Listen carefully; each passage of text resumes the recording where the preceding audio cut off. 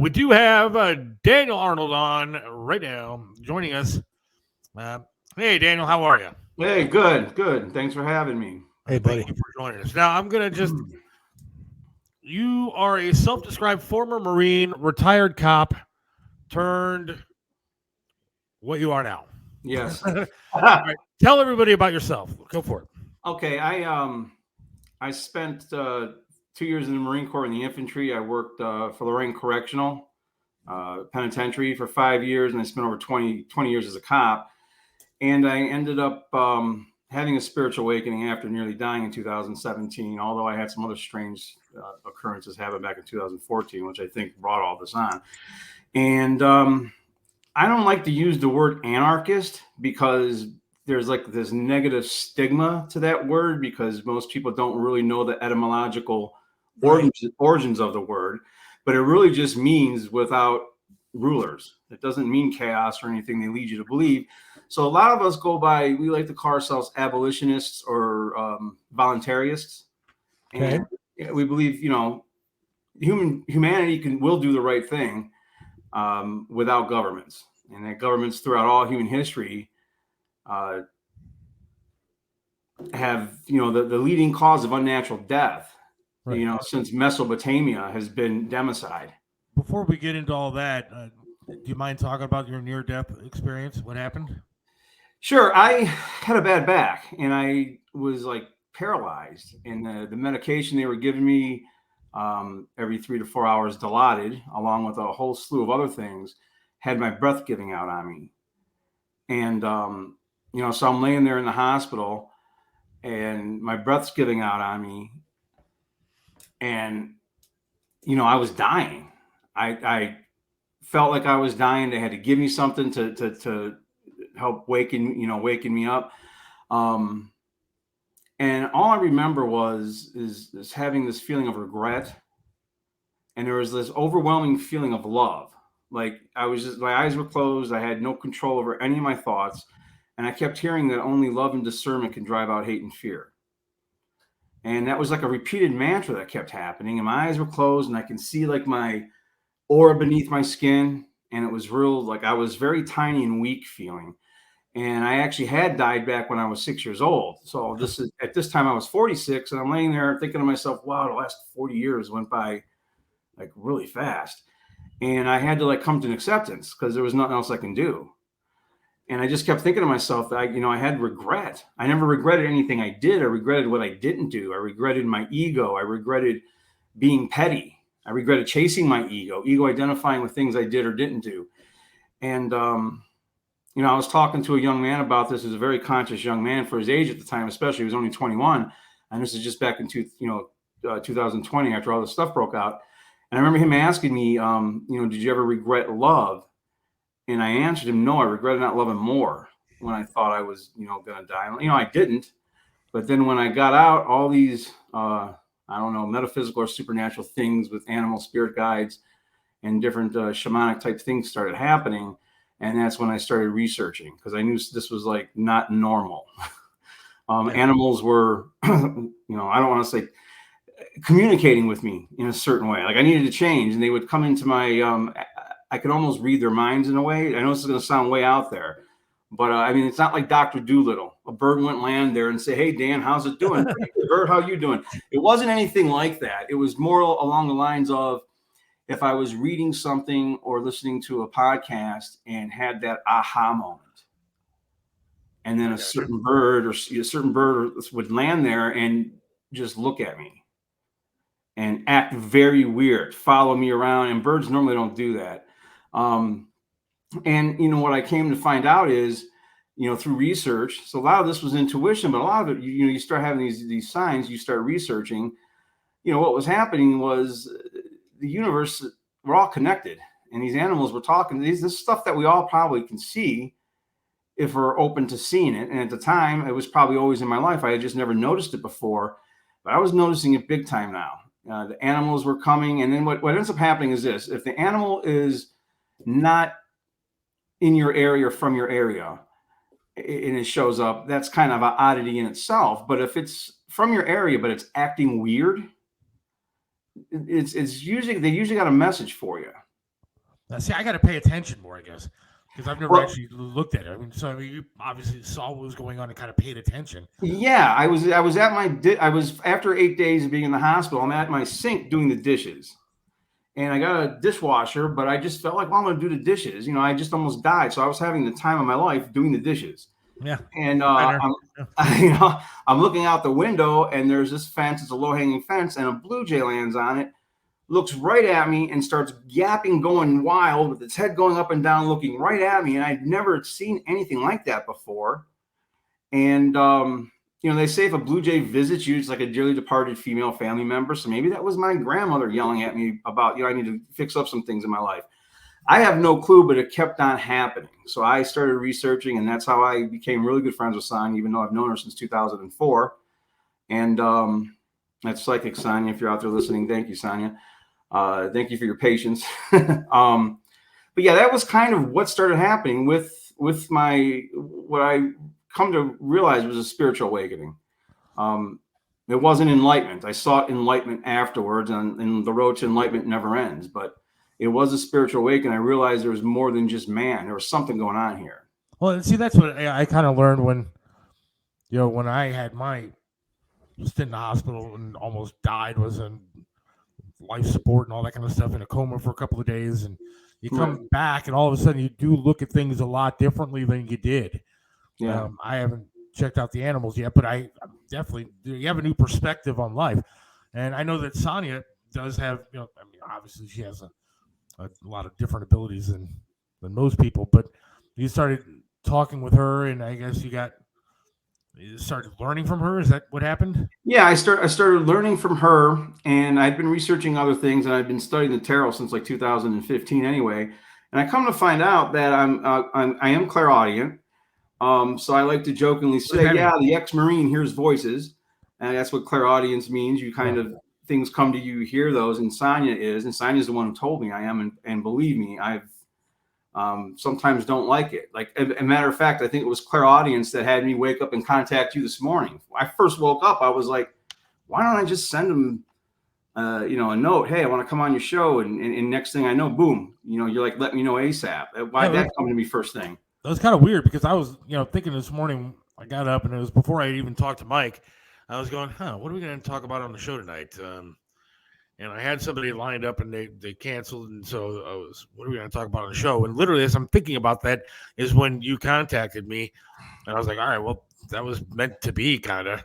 Yeah. And so I contacted right away. And that was another weird thing, synchronicities. So this is just another synchronicity that's happening, and this is normal for me in my life. Like, I've come to coin the term supernatural complacency, because the stuff is so normal to me now. Like today, I'm seeing all these reoccurring numbers that have different meanings. But I'm sure you guys have heard of that. People who see reoccurring numbers, 444, 222, 1111. It means you're manifesting. The universe, God with a capital G, is listening to you. Well, see, that's what I was going to ask. I want to ask you about the numbers real quick, because I see constantly either 11 or 12. 11 or 12 are always, I look at the clock and it's like 8:30, exactly 8:30. Not 8:31, 8:32, but it's 8:30. So I see 11. Then, 7:40, 11.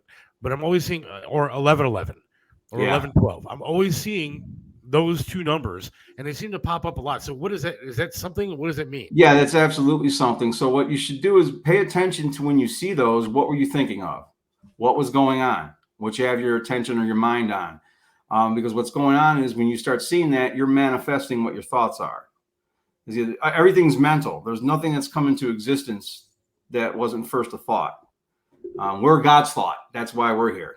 And God with a capital G. I'm a non-religious person, but there is something greater than man that's at work in this world to have all this stuff going on that is supernatural, or simply natural, as I come to understand it more. Actually, somebody wants to know, since you said anarchist, are you affiliated with any part of Antifa or anything like that? Oh God, no. No. Thank you. Not at all. So just for your audience, just so they know, there's a group of anarchists out there that we consider ourselves to be real anarchists. And the etymological meaning of the word anarchy comes from the Greek prefix "an," which means without. and then the noun archon, which means ruler. So really, it literally means without a ruler.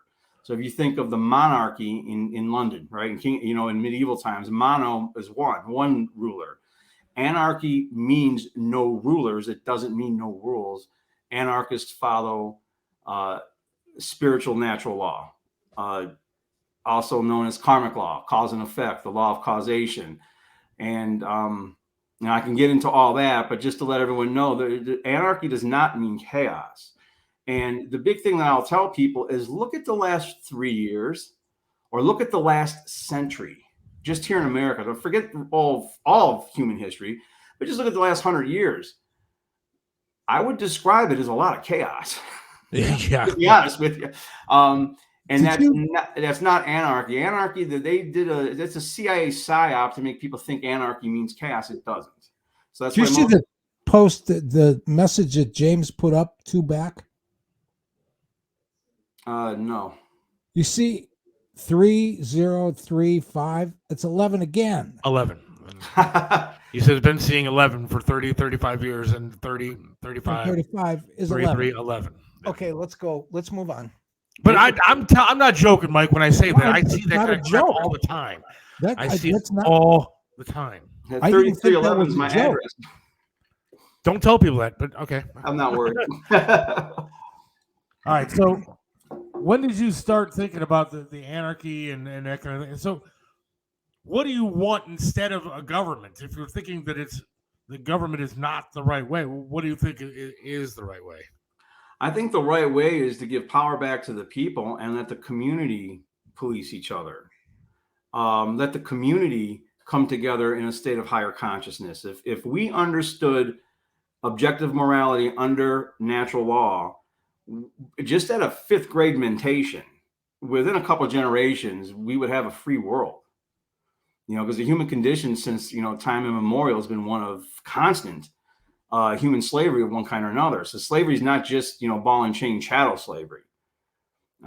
There's all kinds of different slavery. I think we live in a form of it now.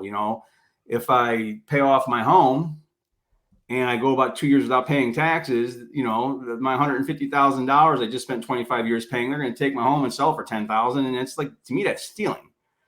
And I understand what the tax system is for, but natural law is, a small working definition for natural law would be it's the universal binding and immutable effects that govern the consequences of human actions and behavior. Right. So if in the aggregate, it's also known as the law of freedom, which says as morality increases in any given civilization, so does freedom. As the morality decreases in any given civilization, freedom decreases. So if on a world level, we're condoning theft, and on a world level, we're condoning, the threat of violence or violence, what is natural law giving back to us? We live in this holographic 3D universe, and the law of mirroring is what we put out is what we get back. That's in our personal lives. Like in the anyone familiar with the tarot, that would be the minor arcana. And then in the aggregate, what do we bring? What's going into the world? And that would be the major arcana. And what I keep seeing as a reoccurring pattern throughout all of human history is one of slavery. It's part of the human condition. It's not human nature. Human nature is totally different. And we've allowed the human condition to remain one of slavery. And now somebody's asking, how do you give power to the community in places run by dictatorships? These are hard questions. These are good questions. We're not going to come to some higher spiritual level overnight. It would take time. But as people started to understand what objective morality was, people would get together and do what they've done is overthrow the dictatorship. But see, there's a little bit of a conundrum in that because you can't really solve a problem from the level of consciousness that created it. And every time we use violence to overthrow some bad government, what happens? They get replaced with another bad government. So I might be talking about, I might be somewhat of an idealist, but I just think if people started to understand, like, I don't know how religious you guys are. I certainly don't want to come on here and offend anybody, but like the 7 deadly sins, aren't really deadly sins. The 7 deadly sins at most are warnings against excess. And there's contradictions within them that we're raised to believe, which allows us to accept the contradictions from our leaders and our rulers, I should say, because I've voted one time in my entire life. So I've been a non-voter. I always called myself apolitical. I would jokingly refer to them as Republicrats and Demopublicans because nothing ever changes. They keep the Hegelian dialectics going to keep the peasants fighting one another. Meanwhile, behind the scenes, they do what they want to do. Now, forgive me. I'm going to throw a lot at you, and I'm going to let Mike take over here in just a minute. But I got some texts that I want to get in here before they disappear. Cool. A lot of people have questions, so I'm going to just toss them out as they come. Okay. So, do you consider yourself more of a sovereign citizen? No, I know who they are. That's a group that's a group of people that are known to get violent. And they're very, when I was a cop, they used to warn us about the sovereign citizens and stuff like that. They just don't recognize authority. See, under nature's creator, like I was talking to a cop of mine who's a friend, and he said he didn't trust people. People can't be trusted. That people needed to be governed. And I was like, okay, I agree with you. Who's going to govern? Other people that you said you just don't trust? So again, this is another contradiction that we start to, fall into. I consider myself a spiritually awakened human being that under nature's creator, which they got that part right in the Constitution, is a free person. But I'm not really free. But I'll always be free in here. Forced morality is in effect the same as governmental rule of law, isn't it? It's still forcing a behavior based on created rules. Okay, I'm glad that came up. So, like throughout all of human history, in different civilizations at different time frames, there have always been considered different morals. Like morals can change based on the civilization, the culture, the time in history. But when you think about it, any law that's made by man is arbitrary. Real law is immutable and can't be changed. So think about in this country, how many people went to prison for smoking a green leaf. And now it's completely legal to do. So that means, was that immoral to do before? No, it's always was moral to do because you own your own body. Whatever you put into it, it's your body. And I know this might sound like bad, but if you took a glass of chocolate milk and put powdered glass in it and drank it, it's your own body. You're not bringing harm to anybody else. So like most people couldn't even describe what their rights are. And I would say what objective morality is it's any action that does not initiate harm to another sentient being. That's a right. Your rights are a verb, they're actions. And any action you take that initiates harm to another sentient being, that is true immorality. So throughout all human history, slavery 5,000 years ago, slavery 5,000 years from now will always be immoral. Violence, there's a difference. I was a use of force instructor as a cop, and there's a difference between using force and violence. So I mean, I can just keep going on and keep going on. But morals are objective. God made what's moral. There's only 7 transgressions against natural law. So I talked about the 7 deadly sins and how they're kind of just contradictions used as a societal control mechanism, in my opinion. Well, the 7 transgressions against natural law might sound a little bit, for anyone who's a Christian out there, they're going to sound a little bit like the 10 Commandments, but there's only 7 of them. Don't murder, don't rape, don't steal, don't assault, don't trespass, don't coerce. And there's a lot of that going on in the world, and don't knowingly lie. And all those boil down to being a form of theft. If you murder, you're stealing someone's life. It's not yours to take. If you rape, you're stealing someone's consent to have, relations with you. If you assault, you're stealing their well-being, their physical well-being. If you trespass, you're always a steal. You're stealing their sense of safety. If you lie, you're stealing their ability to make an informed decision. If you coerce, you're stealing their ability to do something of their own free will. So those are the 7 transgressions against natural law, and those are the only things that are immoral. Is porn okay? Is what okay? Porn? Yeah, as long as you're not viewing the victimization of anybody, right, sure. I'm asking for a friend. Okay, that's cool. All right, Mike, you got something here? What do you want? I have a couple of things. Go for it. When I took a look at some of the podcasts that you've had up and the conversation you had with Mr. Ice. I was intrigued by the fact that you leveled the playing field and said government of any kind as it exists in this country today, strip away and we would be okay. But then coincidentally, we start the show off with Seth asking a question about, doesn't it seem like the people who are real dickheads that do anything, step on anybody, backstab, do all of this stuff that it takes to get to the top, that those are the ones that seem to get to the top. So my only question is, where does the belief and faith in the fact that if we got rid of all the rules and organization of government, that a new and more benign and benevolent citizenry will emerge? Or is that what you mean when you say it's going to take a long, long time? It won't take super long, within a few generations, I would think, within a century, 40, for sure. 50, 60 years. What are those years going to be like? That's the question I wanted to ask you. How do we get through the next 60 years or 80 years if that's what it's going to take? It would have to come through knowledge of objective morality, natural law, and a willing to try to have a higher level of consciousness, which is what it's all about, is consciousness. And see, here's the thing. I've had, maybe as an ex-cop, I usually give warnings to all my former ex-order followers that you're going to be given moral orders at one point coming up with what's going on in the world, and it's going to be up to you to refuse to follow those orders, because throughout all of human history, every atrocity that's ever been committed has been done by the order followers who are the actual action takers. And the negative consequential effects, the brunt of natural law, the negative consequential effects, because natural law itself is benign.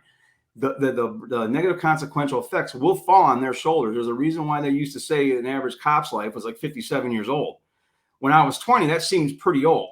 Right, right. I'm 52 right now. That doesn't seem old to me anymore. Exactly. So it's like, you've heard of what karma is. You reap what you sow. What you put out is what you get back.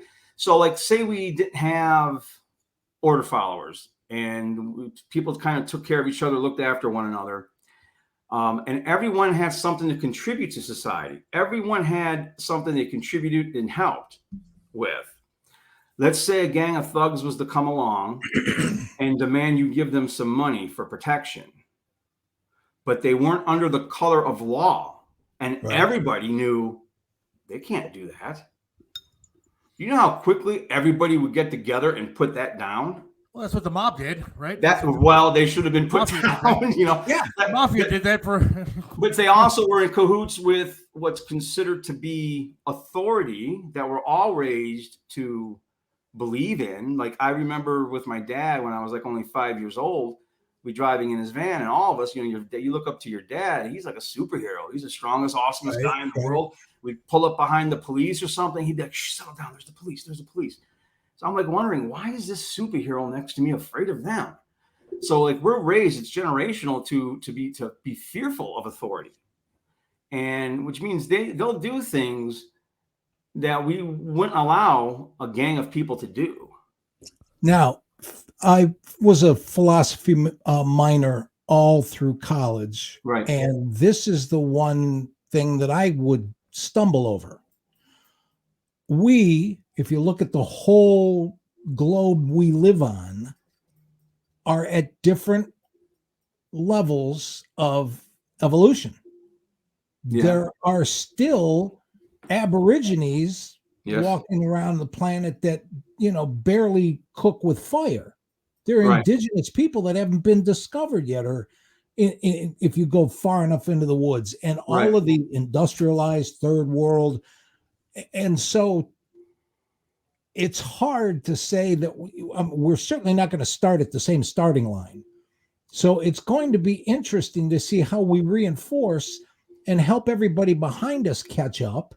Right. And help everybody in front of us slow down. So I would actually argue that they're ahead of us, to be honest with you, in many ways. No. That's what I mean. But what I'm saying is that is the unrest that philosophically, it's like, how do you calm that spirit or spirits down Right. to make what we're talking about tonight be able to have an incubation period or a childhood. That would be a tough part to have. That part, we're going through the rumbles of that now, but they're trying to drive something evolutionary that's inorganic. Agreed. And with transhumanism, and they're talking about digital IDs, they're talking about all these different things that, Yeah. and I am a conspiracy theorist to some degree, but I like to call myself a conspiracy analyst because I really analyze things. There's a difference between conspiracies and theories. And I believe a lot of what we got going on in the world right now are real conspiracies that are made for, like, they're trying to bring in a one world government.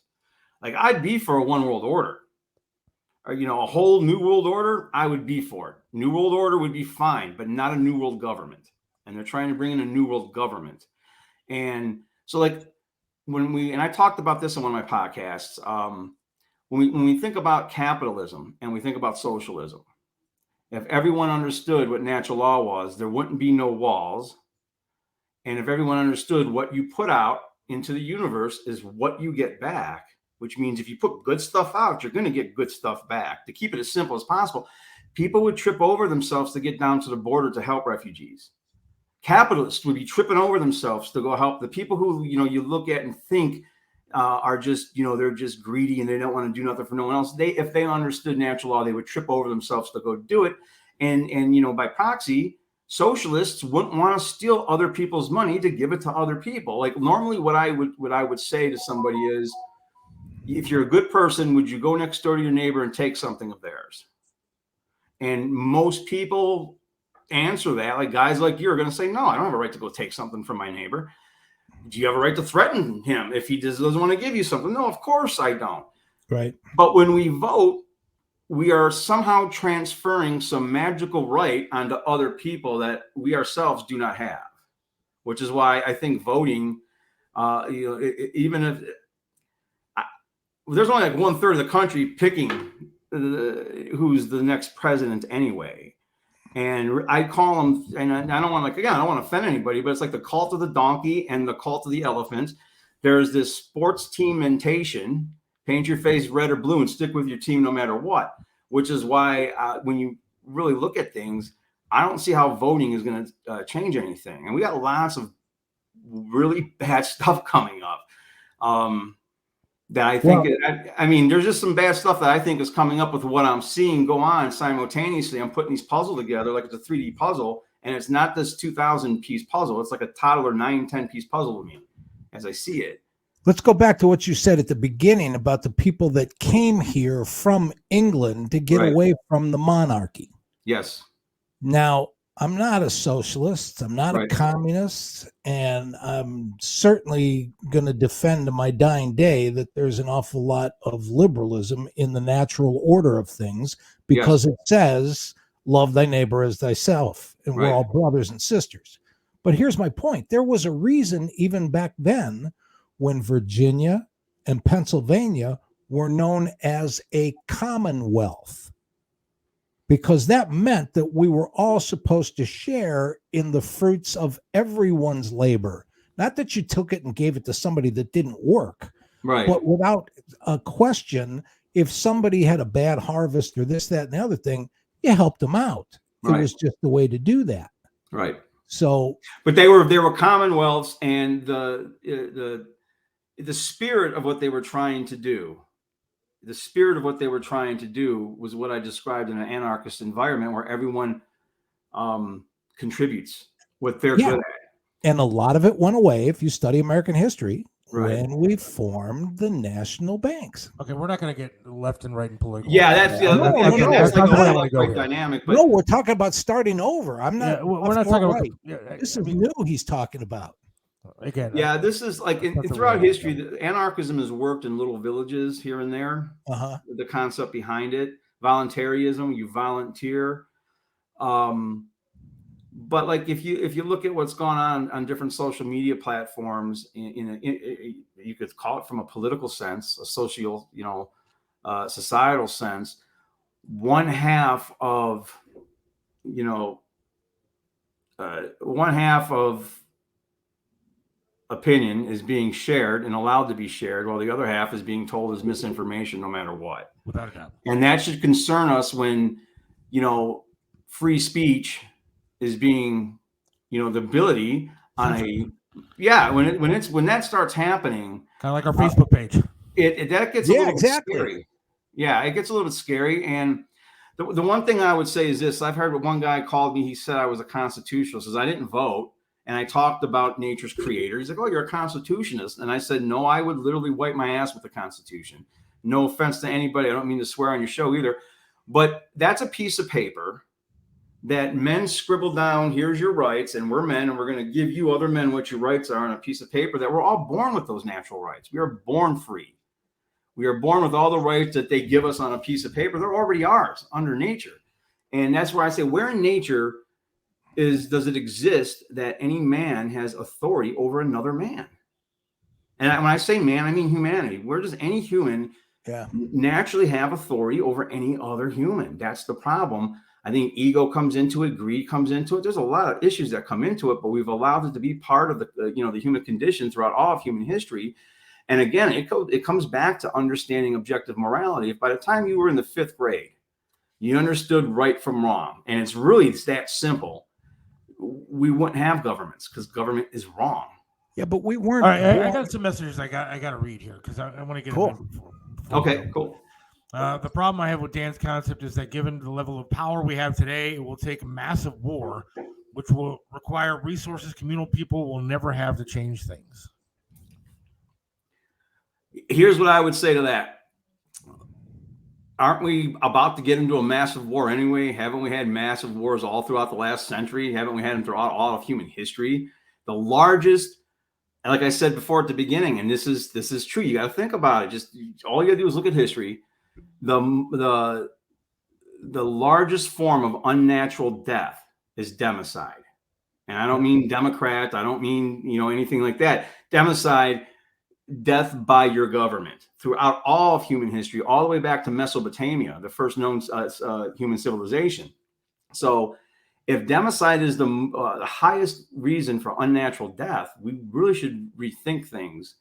And we definitely have to rethink this left-right paradigm that we've got going on, because they've got I watch them use dark psychology on both sides to rile up the other side's base. Right. And they keep the peasants fighting one another, where I think if we find some type of, middle ground on even one or two things and get people to agree on, something as simple as what is good and what is bad. And the way to do it is this. If you and say one or two other people lived on an island, okay? So I used to work out at Put-in-Bay. That was one of the places I worked. Let's just say there were only 3 people that lived on that entire island. Or 2, let's say there's only 2 people that lived on that entire island. If it's okay, if it's wrong for you to do to that one person, then it's wrong for them to do it to you. Right. And that's how it should be in all of society. It's the simplest way to look at it. I would say, it says do unto others as you would have done unto you. I've heard it put, don't do unto others that which you wouldn't want done unto you. And sometimes learning through negation is the best way to put things. Like, we've been raised with certain dialectics and certain cultural conditionings. And, we're given a social security number at birth. We're given a nationality. We're given a religion. And we spend the rest of our lives fighting for this false dichotomy of what we are as having a human experience. We're souls having a human experience. We're trying to defend all these things that were just given to us, and they're just titles. Well, right now, when they say choose your own sex. So when they say trust the science, right? I don't want to get into these hot words, like political hot words, but to me, science is just a word, and I can give you the etymological meaning of it. But science is a word that we use to describe a process that we go about trying to find a truth that's inherent in nature we don't yet understand. That's all science is. Amen. So they play with words a lot with us, is what they do. And I really do think there's a dark force. Some of what's going on in this world is not human driven. I'm not the first person to say this. And I think humans are too lazy for all this stuff that's going on. Gunnar wants to know if you belong to any kind of organized religion. And he likes No. your shirt, by the way, Mike. Yeah, yes, I do, as a matter of fact. I wrestled with being a Jesuit until I was in my mid to late 20s. He wasn't asking you, he was asking the other guy. Communal concept is nice until you get into specifics. North Korea, they aren't going to accept biblical rules of morality over their leader being the deity. Therefore, war would have to happen. Well, the thing is religion itself, the etymological meaning of religion comes from the Latin verb religare, which means to bind or to tie or to rebind. Okay, it's to thwart or hold back from forward progress. So I think religion's a problem in itself. Money is a religion. Politics are religions. People follow them blindly no matter what. It's like that sports team mentation. I'm more of a spiritual person. They say religion's for people who are afraid to go to hell, and spirituality is for people who have already been there. I don't think I've already been there, but I do believe in a higher power that is a higher benign intelligent force. I'm just not going to put a name to it. There's over 5,000 gods being worshipped in this world, and every single one of their worshipers think they've got the right one. All I know is when I almost died, the overwhelming feeling I had was love. And again, I come from intuitive thought. I also come from research. Like, I don't know if you guys ever heard of Hermes Trismegistus or Thoth or Enoch. A lot of people have heard of Enoch from the book of Enoch. Yeah. The archangel Gabriel. Some people say even Metatron. These are all the same being, just given different names from different cultures. So a lot of times people are fighting over stuff, and they're fighting over the same thing. Like all the wars that have gone on between Christianity and Islam, trying to kill each other to find out what happens to us after we're dead is kind of nuts to me. It's insanity. So like what he was saying about North Korea, again, there's always going to be dictators trying to stay in power. But as people become empowered with this occulted knowledge, they're going to take that BS less and less. And when you hear the word occult, like the tarot is considered occult.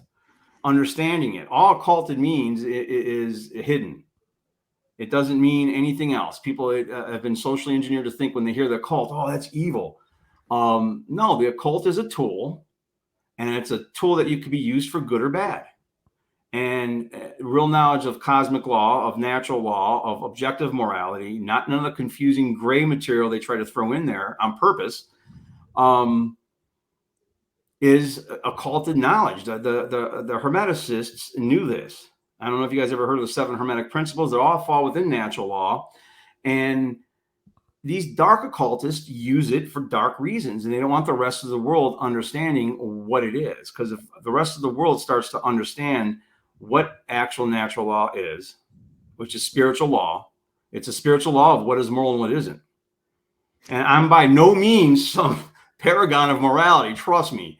But with that said, I've never brought harm to anybody else. I've never done nothing that initiates harm. You have to understand what the simple definition of it is. Most people don't understand what their rights are. I had a Marine Corps. My stepson was in the Marine Corps. I asked him, "What are your rights?" He's like, "Well, whatever I'm allowed to do, or whatever I'm, blah blah blah." I'm like, you're describing your rights as an adjective. Your rights are a verb. They're actions that you take that don't bring harm to people. So once they understand that these dictators are taking actions through their order followers, because they themselves aren't doing it, they get the order followers to do it. They are committing harm to people. Once that is known, all the people can band together. There's 7 billion people on this planet. Well, they're saying closer to 8 now. But let's just say 7 billion people stood up and said, no, the game's over. Yeah, but even that would be tough to do. What's that? That's going to be tough to do. What are you saying, Mike? I was going to just ask. I still want a kernel, Dan, of how you are able to believe that there's a snowball's chance that anything like this could possibly happen, because let's say that the awareness you're speaking about is a light that burns right here in your chest. Right. There are 80 sometimes seems like 80-90% of people walk out, their pilot light is barely burning. Right. And it's either going to be people enlightening other people or forcing other people, or that war that Chris talked about before is going to wipe everybody out. And we start at ground zero, and maybe people go, well, let's do it different this way. You just said something that sparked something in me. And the only way that it could be done is for me and people like me to present the information. And what I would say to anyone out there would be, it's the mark of an educated mind, one that I would say is street smart, to be able to listen to something and not outright reject it. And, you don't have to accept it either, but don't outright reject it. So I can't force someone to believe this. It's just, it has to become a choir of putting out the information of what real karma is, and that it exists, and that what humanity is putting out in the aggregate is forcing us into continued enslavement. And as we start to explain this to people and teach people this, it is true spirituality. We can't force it on them, because if we're forcing it on them, we're turning it into a religion. And we're not going to do the Crusades. Real anarchists aren't like that.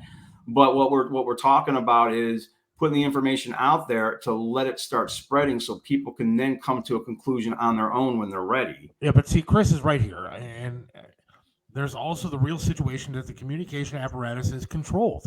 So there's no real way to reach the people with a unified message. I mean, that's what it comes down to. You're never going to reach enough people. I mean, I'll just use it stupid, simple terms. Like, back when the Browns came back, the whole idea of the PSLs was a ridiculous idea. But you're never going to get everybody to stand up and say, we're not going to do that. Right. You're never going to get everybody to stand up and say, the Browns suck, we're not paying for these tickets anymore, and walk out of the stadiums. That's not going to happen. And how are you going to do that with the entire world, basically? Well, it starts off with using this medium and this tool, because this is the modern day battlefield. So, they're trying to cut that off for us, and there's a lot of alternative out there. So, like, I'll throw this out there to anyone listening, and this is part of the shirt that I'm wearing. There's a researcher named Mark Passio. He has a website called whatonearthishappening.com. He's done a lot of deep research. 90% of what I know comes from him. You will jump into some rabbit holes going to his website. He's also got a team that he created called the One Great Work Network. There's over 70 content creators on there, all teaching natural law from their point of view, but they're still teaching the same stuff. So all these content creators are out there doing this. So if you guys get a chance, go to whatonearthishappening.com. Go to the onegreatworknetwork.com. Both those links are on my website, spiritualanarchist93.com. We have to be able to go directly to websites, because sooner or later, this is being too, like Facebook, Twitter, YouTube, it's being too heavily censored to get any good messages out there. It's more about, like, I had a friend that was a yoga instructor, and she was one of my yoga teachers. I'm a yoga instructor, and by proxy, I'm an NRA firearms instructor. Go figure. One is something that you would kind of associate with the left wing. One's what you'd associate with the right wing. Yes, I am a firearms instructor and a yoga instructor, because I like them both. And I'm a regular, normal person that just does what I want to do. I don't run things through political filters. But I've told some people about that, and they'd start laughing. They want to call anybody who doesn't agree with the current narrative extremists. Right. And in certain ways, and I heard Lockard and Rose put it this way, and I just thought it was hilarious. He said, I am an extremist in some things. It's like kicking puppies. I don't kick puppies ever. So as far as that's concerned, I'm an extremist. I don't kick puppies some of the time. I never kick puppies. I'm an extremist and not kicking puppies. So the point he was trying to make at that time is, so we are extremists for freedom. I'm not against government. I'm for freedom. You just can't be for both, because the freedom doesn't exist under government. It never has. It never will. And that's just, I don't know if you guys have heard of it's a Russian scale on civilizations, the Kardashev scale, I think it might be called. We one of these days could make it to a level 1 civilization where we're a planetary unit without all these borders and countries. They exist out there. We're not the only people in the world. or in this galaxy. There are extraterrestrials, real ones, not this fake stuff that they're trying to scare everybody with, keep us in this constant state of fear. And if they can keep us vibrating at this level of fear, you guys probably have heard Nikola Tesla. Yeah. So if you want to know the secrets to the universe, think in terms of vibration and resonance and frequency. If they keep us vibrating in this state of fear and then weaponizing shame against people, say people who don't want to get, vaccinated, for instance, and they try to, publicly shame you, and they're keeping you vibrating at this low level, we're putting that out into the universe. We're putting that out into the world. And that's what we're going to get back, more stuff to fear. All right, we got to take a quick break here. Before we take a quick break, and I'm sure Mike has another question, but we'll wrap it up. But one quick one. Is the Earth flat? Hell no. Thank you. Absolutely not. All right, hang on. We'll be right back. Hey, it's Seth for Smoking Rock and Roll Food Trucks. You got to check them out, man. The food is just unbelievable. Mac and cheese is fantastic. The brisket, everything else is just to die for. You got to check out Smoking Rock and Roll. 605 Clague Parkway in Bay Village. You can give them a call, 216-539-2239 to book a food truck. Find out where they're going to be at. They're going to be all over the place, especially when the spring and summer hits. It's unbelievable food. They win awards all over the place. Run by my good friend Billy Morris and his friend Todd. They're good people, and they make great food. You got to check it out. Smoking Rock and Roll, SmokingRockandRoll.com. Aaron Tees and Signs has become your complete one-stop sign shop. Call Jimmy at 216-299-9344. Their friendly and professional staff can and will help you build your company brand and identity from start to finish. One stop means you get a complete package from one location. Custom logo design, vehicle graphics, banners, t-shirts, storefront marquees, and so much more. Aaron Tees and Signs, 4883 Turney Road. Call us at 216-299-9344. Hey, it's for Audio Bay Studios in Bay Village. And now if you need a podcast done, you got a band, you got to record some stuff, Audio Bay Studios is the place to go. Trained technicians, good management there. I'm telling you, Audio Bay Studios has helped me out tremendously with my podcast. You want to go there, Audio Bay Studios, 605 Clague Parkway in Bay Village. It's right next to, or in the same building, I should say, as Smoking Rock and Roll. Some of the best barbecue food trucks in town. The best barbecue food trucks in town. I'm telling you, you got to check out Audio Bay Studios. I know the guy, Chris Aiken. I know the guy, Billy Morris. They're good people. They take care of you. Audio Bay Studios. If you got a podcast that you want to start recording, Audio Bay Studios in Bay Village is the place to be. 605 Clague Parkway. Give them a call. 216-713-0066. That's 216-713-0066. Back here on the Seth Williams Show with Mike Tasaka, Dan Arnold, our guest, talking about all kind of different things. Studied under, or is kind of with Psychic Sonia, who has got a psychic fair coming up, I believe this Sunday at where's it going to be? The Freeway Lanes or whatever there on Pearl Road. So I'm going to check that out this coming Sunday. Yorktown Lanes. Yorktown Lanes. Yeah, I've tabled there a couple times and sold books because I wrote a couple books. So it's a really good event. Are you going to be there this Sunday or no? I may be. I'm definitely invited to go. I'm not sure if I'm going to be able to go until Saturday. But if I go, it'll be my third time there. I've good people, good talented psychics. I mean, there's nobody there who's a charlatan. All right, I'm going to check that out Sunday, so looking forward to that. Some people were asking some different questions. I know, Mike, you probably got something else, but I know we were talking about the numbers earlier, and Joy said that her and her husband, Mayor Bill, wake up at 3:05 every day, a.m. Is that something? Or is that just kind of like the way? Well, what ends up happening to a lot of people as they're experiencing spiritual awakenings, a lot of times you do start to wake up early. When I got out of the hospital, I'd wake up at 12 or 1 o'clock and start researching, reading, and studying all night. I couldn't sleep. And I went to bed at like 9. But keep in mind, physiologically speaking, as we get older, we need less sleep. So that's kind of a thing too. I think I wake up all the time in the morning because I'm on medication. It makes me have to pee a lot. So yeah, that works too. Yeah, right. Mike, you got anything? I do. And I want to reinforce some of the research I did based on some of the things I heard you talking about all day today, Dan. Cool. But when you were talking to, is it Dennis Ice? It was David Icke. Yeah, Ike. Yep. But he talked about, and you know about this too, and for anybody listening at home, it's fascinating. The MK Ultra, the CIA's program of behavioral modification and the mind control thing that they were doing in the 50s and 60s. Yes. There was a hearing in the 70s. Carter was president.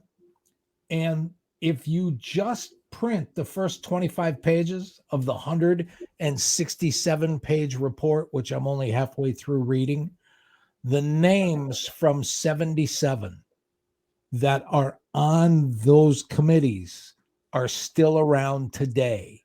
Right. And it's on both sides of the aisle. And it's the kind of thing that they were making plans to do, which is why everybody recently that's gotten all riled up saying, oh my God, this, that, and other thing.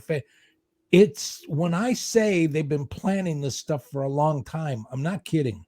Yeah, you're not. I'm really not kidding. You're not.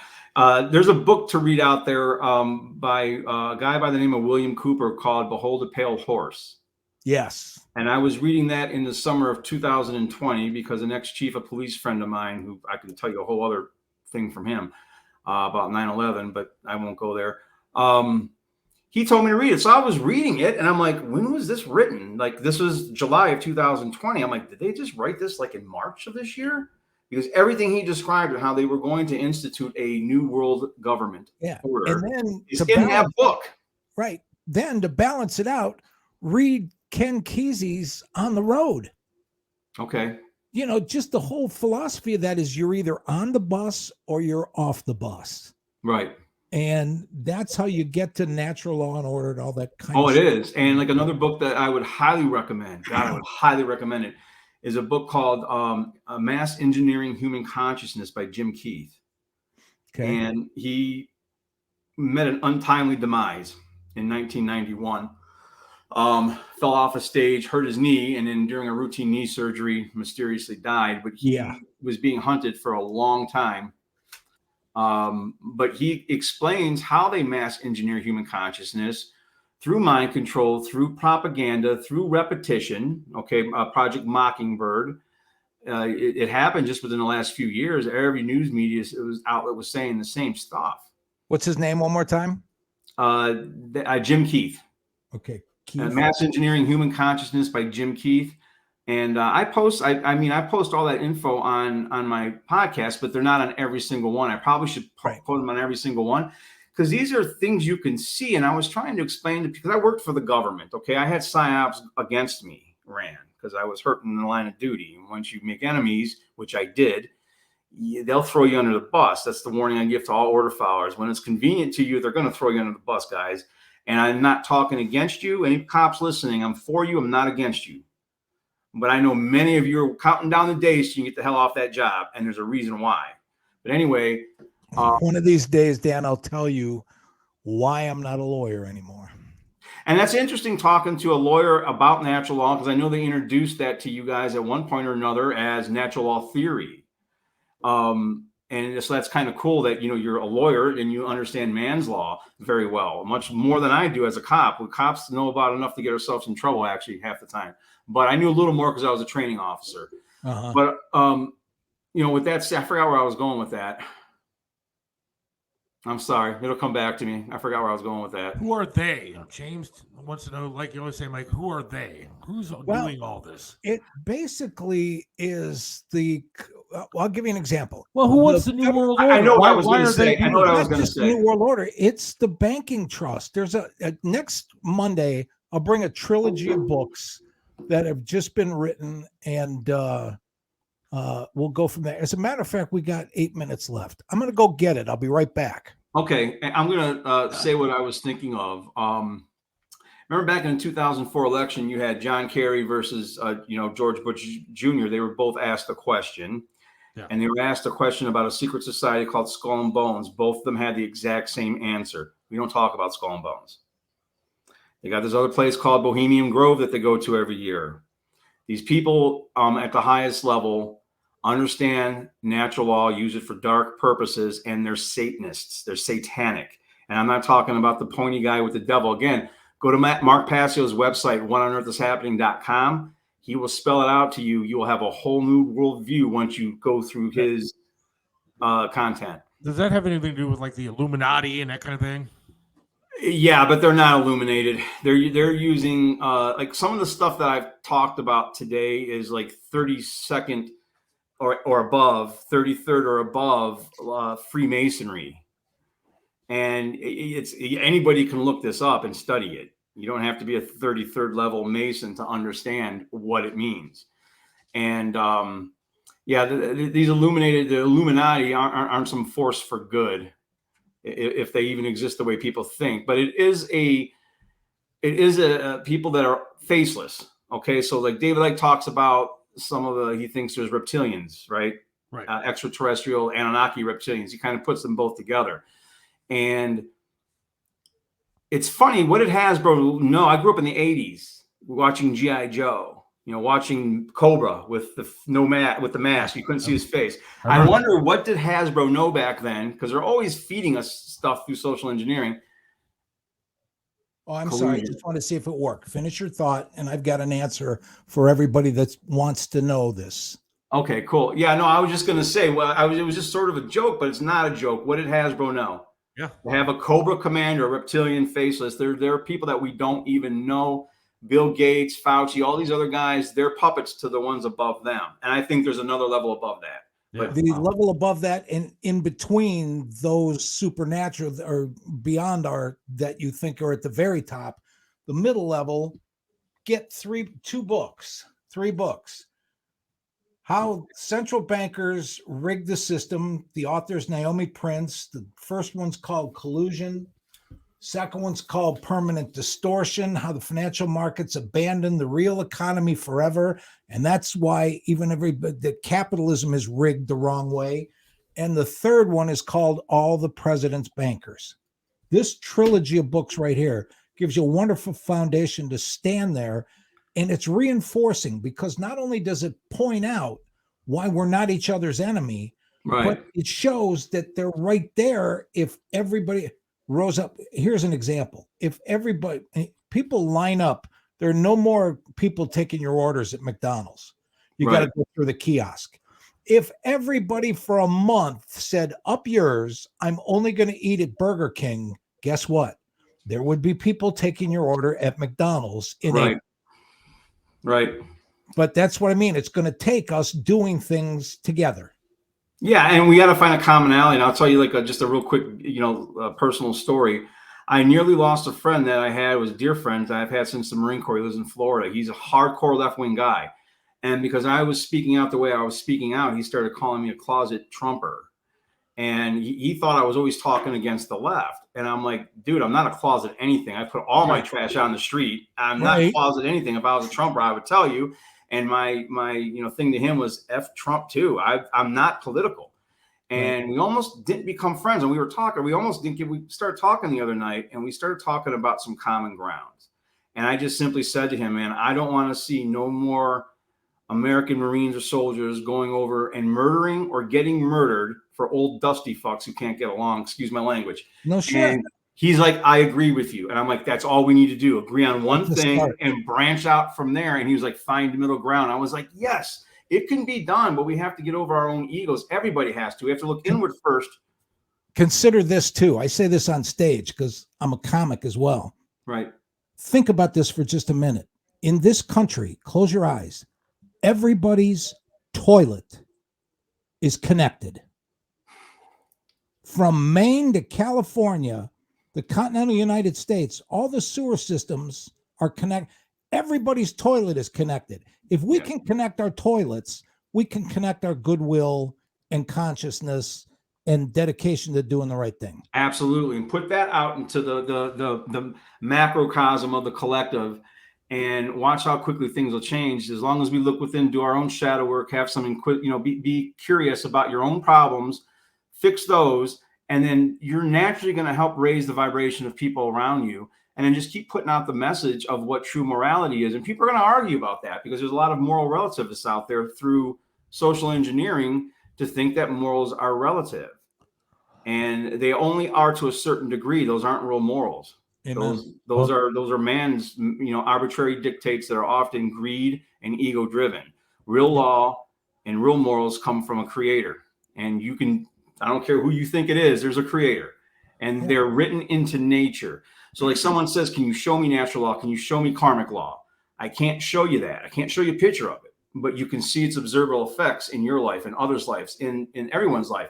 I can't show you a picture of gravity, but I can show you the observable effects of gravity. Yep. So if you think about that as spiritual law, what you put out is what you get back.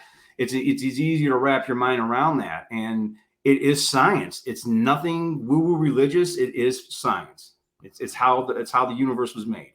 At least this 3D universe. We unfortunately have to run. We're going to have you back on to talk about a lot more stuff, because we really appreciate it, and it was good. I really enjoyed that. So thank you. Where can people find your podcast, Dan?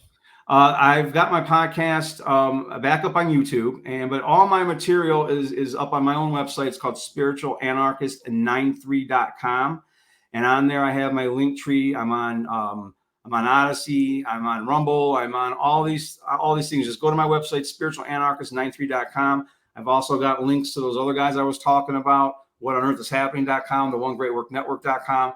A plethora of good information to let you know what's really going on in the world. And you will you're going to make friends on both sides of the fence because of this information. And you're going to make enemies on both sides of the fence because of this information. Well, I appreciate you coming on tonight, man. We're going to be in touch without a doubt.